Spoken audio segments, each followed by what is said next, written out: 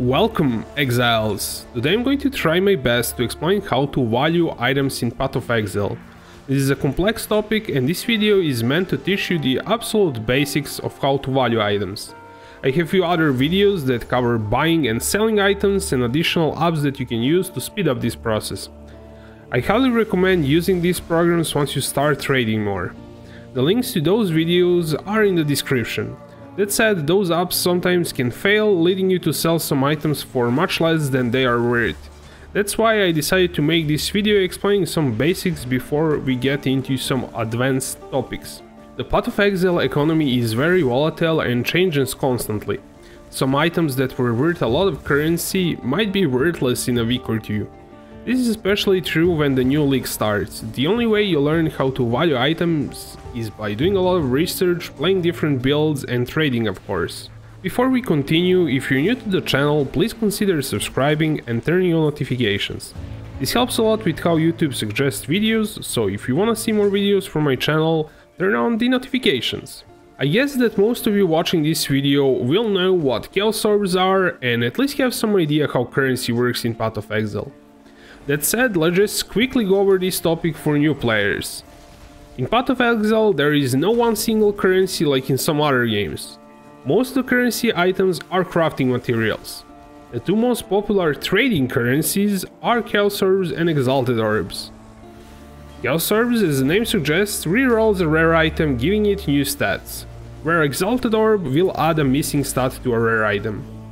There are way too many other currencies to cover in this video. You should try to learn what each of them does if you want to craft your own items.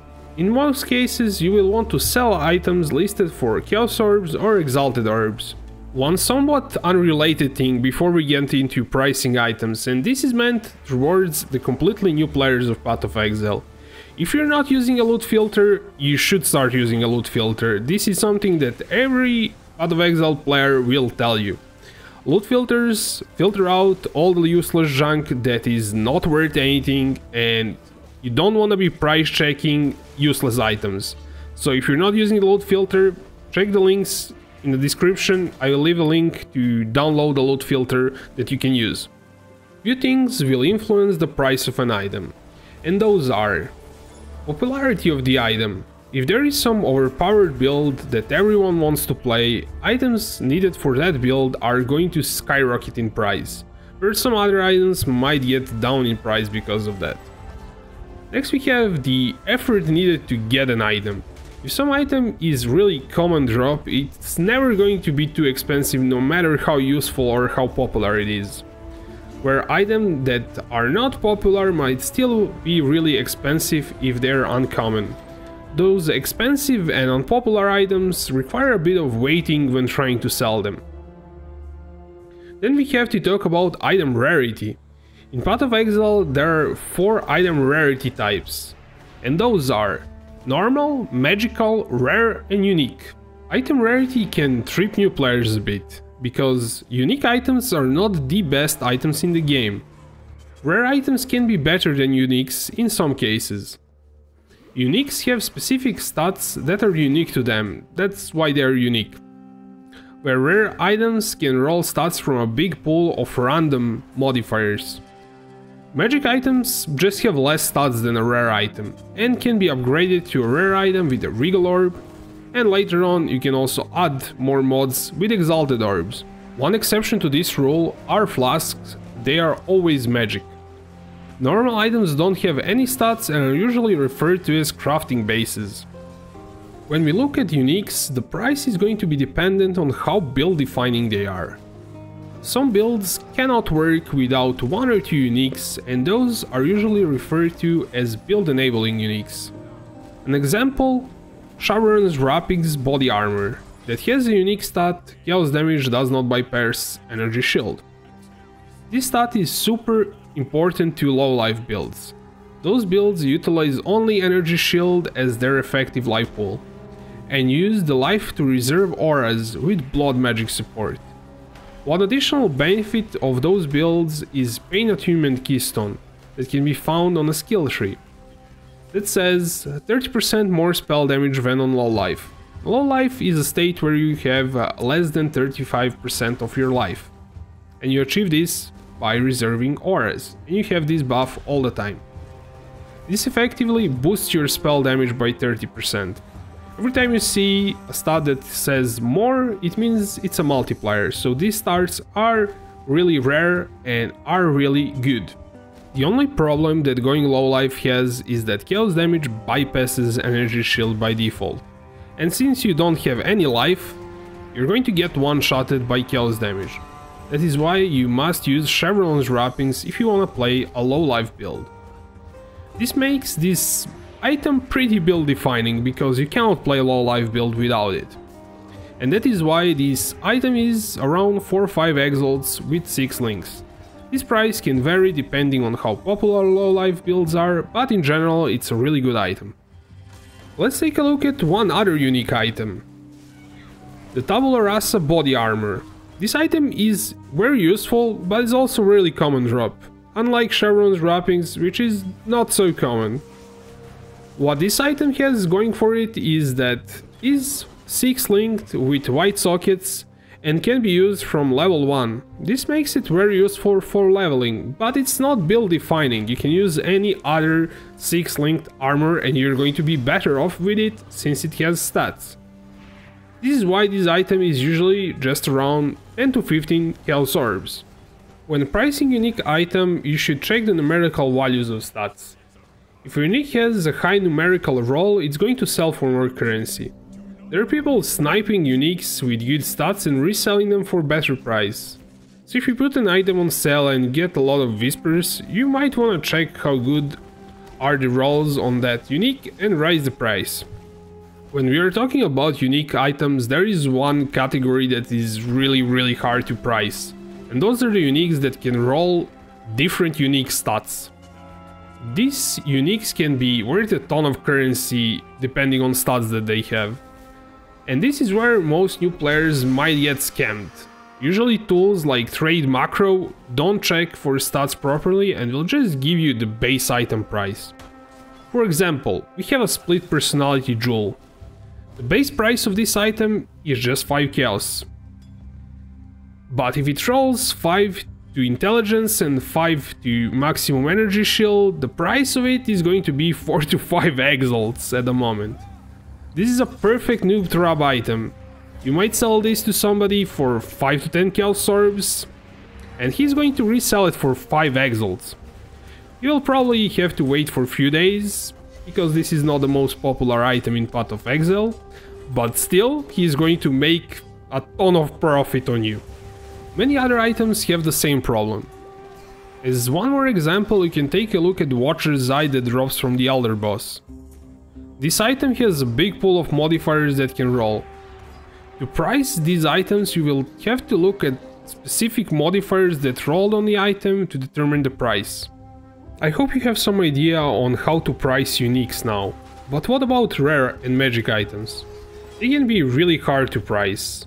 I'll try my best to give you some idea of what is important. First of all, we have to talk about the item base. What this means is that we don't care if it's magic, rare or normal. We only care about the base item for crafting purposes, since the stats are going to get rerolled anyways.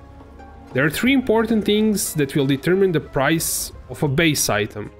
The base name of an item. The higher level bases have better stats in general. There are some cases where a lower level base is better for crafting, but higher level bases are more expensive. Then we have the item level. In Path of Exile, level of a zone determines the item level of item that can drop. This means that to drop a good base item you need to play the endgame content. So don't waste too much time on the items that drop during leveling. Once you get to the red maps is where the good items drop. One thing to note is that the highest item level required to roll all the best modes in the game is item level 86. So items that are item level 86 can be worth a lot more currency. Loot filters usually highlight these items better, so watch out for them. And finally, does item have an influence? Influence items drop from influence monsters or bosses. This can be an Elder item, a Shaper item, or one of the Cyrus Guardians influenced items. If you drop a high level base with a good influence that people want for crafting, that item can be worth a lot of currency. That's why you should always pick up high level items, I would say at least level 80 plus items. If it has an influence, you can be sure that it's worth something. Once you determine the base value, you should also check the stats of an item to see if it's worth more currency. Some generic stats that people look for on a rare item are life, energy shield and resistances. When you identify an item and it has 2-3 resistances, there are at least 30 plus I would say, and it has some decent life roll or energy shield roll, there is a good chance that you can sell that item for more currency. Pricing items with other stats can be tricky, and it's something that you have to learn over time. Okay, enough with theory, let's see some real examples of rare items. Let's take a look at few items that I have on sale and figure out how much they are worth. I have one Stygian Vice. I'm calling this a Stygian Vice, not this first name, because this first name is a prefix and suffix name. The Stygian Vice is the name, the base item name. So, if I was just for the sake of video going to throw in a Chaos Orb because the mods are nothing that special and I don't care, I'm going to throw a Chaos Orb and it's going to change its name because that is dependent on the stats that are rolled on the item. Second thing that you have to figure out is, as we said, the item level. So not this requires level, but the item level that is above that. And it's an 86 item level, which is really good. The other thing that we can figure out if we hold Alt, we can see that his Abyssal Socket is an implicit. If it's corrupted item, it won't have that, has one Abyssal Socket, it will have something else because corruptions change the implicits. Kinda additional information there that might be too much, but still, if you're not seeing these additional text, then go to options and turn on advanced mod description if you want to see all the text that you're seeing in the video. So we can see that we have prefixes, suffixes, there are tiers. For instance, this mana tier is tier 1, which is pretty good, and the other tiers are nothing that special. We can then figure out what influence this item has, and you can see this by looking at the background. It has like some star pattern, and it also has those 2 stars on the left and right. If I take a look at some other random item that doesn't have an influence, it doesn't have those stars. For instance, this is also Shaper, this one is Redeemer, this one is unique. You can see that the background is different on the items that have an influence. Anyways, let's get back to this. We know that Stygian Vice, we know that it's item level 86, we know that it's Shaper influence. So that is all that we need to know to figure out how much the item is worth. So if you just want to check what items do exist, you can see that on Path of Exile Gamepedia, and you can see Stygian Vices, you can see when they are going to drop, from which level they start to drop. The level that they start to drop is not that important because you want to drop them in higher level zones so they have higher item level. Either way, we were talking about Stygian, so I'm going to be lazy and just copy this. And actually I had something filled in here. This is a second or third take. I've been messing up. So the Stygian Vice, we're starting from scratch. There are a bunch of Stygian Vices and we need to fill in more information. So if we go to item level, we can say item level 86. Let's just hit search. You can see we're hitting some corrupted items, though I said they might change the implicit. It doesn't have to be that it's always going to change because corruption can do nothing, just add corruption name there, but that is something that's a bit too much for this video, so let's just say that it's not a corrupted item and be done with it. So you can see we're not now seeing a whole bunch of Stygians that are uniques. And since our Stygian is not a unique, we are going to say item rarity rare. So R is rare. And now we're going to again start to see Stygian vices that are item level 86 and are rare. Now, what else do we have? We have a Shaper Influence, so let's add a Shaper Influence. And now we can see that this base with the Shaper Influence is around 120-ish chaos, more or less, if it has some random stuff on it. So our, because I reroll it, it actually was maybe worth around 1x before, but since I screwed it up, it's worth maybe, I'm going to put it for 119 chaos. So I'm going to say chaos orbs 519, and it's something that's probably a really good price if we want to sell it. If I do more than that, it's probably not going to sell. So we figured out the price for that. I'm not really going to try to price these other two items. I'm just going to give you some idea of some imaginary items that are good. So the thing that you should be adding if your item has it is life or energy shield. Let's say we drop the item that has life on it, so 2 maximum life, but you should actually better use pseudo total maximum life, because that's, if you drop the item that also has strength, it's also going to get accounted for.